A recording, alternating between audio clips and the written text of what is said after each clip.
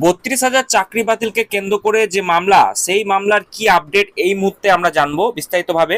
এবং অ্যাপটিটিউড টেস্টকে কেন্দ্র করে পর্ষদের যিনি আইনজীবী রয়েছেন তিনি কি জানিয়েছেন বিস্তারিতভাবে জানবো। পাশাপাশি যে ২৬,০০০ চাকরি বাতিল এসএসসি, তার কি আপডেট আসছে সেই মামলার, চলুন এই ভিডিওর মাধ্যমে বিস্তারিতভাবে জানার চেষ্টা করবো। তার আগে আপনাদের সকলকে অনুরোধ, ভিডিও প্রথম থেকে শেষ পর্যন্ত দেখুন, ভালো লাগলে অবশ্যই একটি লাইক করে দিতে ভুলবেন। তার আগে বলি বন্ধুরা, আপনারা যারা আমাদের চ্যানেলের সাথে যুক্ত আছেন তারা জানেনই এই চ্যানেলের প্রত্যেকটা ভিডিও কিন্তু দরকারি, তাই কেউ এখনও যদি আমাদের চ্যানেলটা সাবস্ক্রাইব করে না থাকেন তাহলে অবশ্যই আমাদের চ্যানেলটা সাবস্ক্রাইব করতে ভুলবেন না এবং পাশে থাকা বেল আইকনটি ক্লিক করে দেবেন যাতে নতুন আপডেট আসলে আপনার ফোনে পৌঁছে দিতে পারে। আমরা এই চ্যানেলে কিন্তু প্রত্যেকদিন নতুন নতুন লেটেস্ট আপডেট নিয়ে আসছি সরকারি এবং চাকরি রিলেটেড, তো তার জন্য অবশ্যই আমাদের চ্যানেলটা সাবস্ক্রাইব করে দেবেন এবং পাশে থাকা বেল আইকনটি ক্লিক করে অল নোটিফিকেশন করে দেবেন। প্রাথমিকের চাকরি বাতিল নিয়ে অভিজিতের বিচারে প্রশ্ন উঠল। প্রাথমিকে ৩২,০০০ চাকরি বাতিল মামলায় কলকাতা হাইকোর্টের তৎকালীন যিনি বিচারপতি ছিলেন অভিজিৎ গঙ্গোপাধ্যায়ের বিচার পদ্ধতি নিয়ে ডিভিশন বেঞ্চে সরব হতে দেখা গেল প্রাথমিক শিক্ষা পর্ষদকে।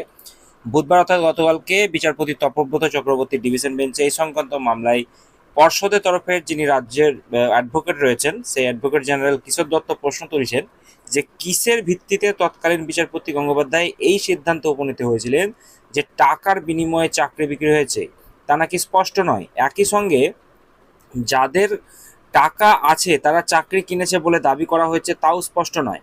কিন্তু আদালতের প্রশ্ন যে দুর্নীতির অভিযোগে একটা মামলা হয়েছে, একজন বিচারপতি কি নিজস্ব উপলব্ধি থাকতে পারে না? উত্তরে পাল্টা কিশোর দত্ত বলেন যে উপলব্ধি থাকতেই পারে, কিন্তু উনি আগেই ঠিক করে নিয়েছিলেন যে কি নির্দেশ দেওয়া হবে, ফলে সেই পথেই মামলা পরিচালিত করেছেন। তার আরও দাবি যে তৎকালীন বিচারপতি গঙ্গোপাধ্যায় চাকরি প্রাপকদের ডেকে নিয়ে এসে জিজ্ঞাসাবাদ করেছিলেন। এটা করা যায় না। বিচারপতি গঙ্গোপাধ্যায় তার নির্দেশে জানিয়েছিলেন যে আদালতের কাছে এটা প্রমাণ হয়েছে অ্যাপটিটিউড টেস্ট নেওয়া হয়নি, এটাও নাকি ভুল। তো প্রশ্ন তুলে তারা দাবি যে করেন যে সেক্ষেত্রে যে কি করে এটা প্রমাণ হলো, কে প্রমাণ করলো? আমাদের কাছে নথি আছে যে অ্যাপটিটিউড যে টেস্ট সেটা কিন্তু নেওয়া হয়েছে। 20 জুন এই মামলার পরবর্তী শুনানি দিন ধার্য করা হয়েছে। অর্থাৎ এক্ষেত্রে আপনারা বুঝতেই পারছেন যে তৎকালীন যিনি বিচারপতি ছিলেন, বর্তমানে যিনি ইতিমধ্যে আপনারা দেখেছেন একটা পার্টির এখন এমপি হয়েছেন, এবং সেক্ষেত্রে তাকে কেন্দ্র করে একাধিক প্রশ্ন কিন্তু এই মুহূর্তে উঠছে যে তৎকালীন যিনি বিচারপতি ছিলেন তিনি কি করে জানলেন যে এই চাকরিগুলো টাকার বিনিময়ে হয়েছে, এই প্রশ্ন কিন্তু পর্ষদের তরফ থেকে করা হচ্ছে। তো সেক্ষেত্রে অ্যাপটিটিউড টেস্ট যে হয়নি তার কি বিশেষত্ব রয়েছে, এ নিয়ে কিন্তু পর্ষদ থেকে যেটা বলা হচ্ছে আমাদের কাছে নথি আছে অ্যাপটিটিউড টেস্ট নাকি নেওয়া হয়েছিল। তো এই ঘটনাকে কেন্দ্র করে একাধিক প্রশ্ন উঠতে শুরু করেছে। তাহলে কি চাকরি বাতিলের যে মামলা সেটা কি তাহলে আরও একটা মোড় নিতে চলেছে? তাহলে কি চাকরি বাতিল হবে না ৩২,০০০? তাহলে সেই যে মামলার রায়, সেই রায় কি তাহলে স্থগিত হয়ে যাবে? এই প্রশ্নের উত্তর পাওয়া যাবে আগামী 20 জুন এই মামলার পরবর্তী দিন শুনানি যেটা রয়েছে সেটা হতে চলেছে, সেই দিন কিন্তু জানতে পারা যাবে। তো আশা করছি আপনারা বুঝতে পারছেন।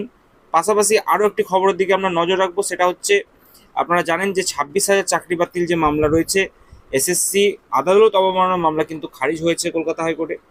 যেটা বলা হচ্ছে এসএসসিতে প্রায় 26,০০০ চাকরি বাতিল সংক্রান্ত আদালত অবমাননার যে মামলা, সে মামলা গ্রহণ করলো না কলকাতা হাইকোর্ট। সুপ্রিম কোর্টের নির্দেশের পর হাইকোর্টে এসএসসি যে চাকরি বাতিল সংক্রান্ত আদালত অবমাননার মামলা শুনতে পারে, এই প্রশ্নে মামলা খারিজ দাবি করেছিল রাজ্যের স্কুল শিক্ষা দপ্তর। তো এসএসসির পর্ষদ যেটা বলা হচ্ছে, তো বুধবার বিচারপতি দেবাংশু বসাক এবং বিচারপতি মোহাম্মদ সব্বর রশিদের ডিভিশন বেঞ্চ ওই আদালত অবমাননা মামলা কিন্তু খারিজ জানিয়েছে।